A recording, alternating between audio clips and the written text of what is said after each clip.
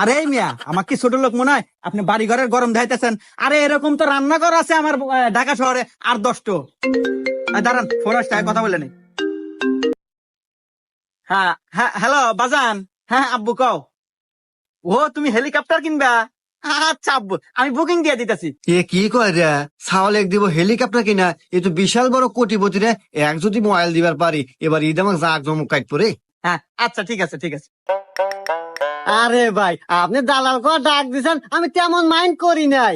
আমাদের এটা তো ব্যবসা, আমার দাদা করছে, তার দাদা করছে, আমার বাপ করছে, আমিও করি। আসলে এটা আমাদের বংশের ঐতিহ্যবাহী ব্যবসা। আপনি কি জন্য আছেন তাই কহেন।